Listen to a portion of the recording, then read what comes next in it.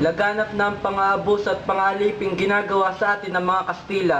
Huwag nating hayaan na habang buhay nila tayong abusuhin, kaya't ating punitin ang mga sedula na simbolo ng pagkakalipin ng lahi Pilipino. Mabuhay Pilipinas! Mabuhay! Pilipinas! Mabuhay! Mabuhay ang Katipunan! Mabuhay! Kalayaan! Mabuhay!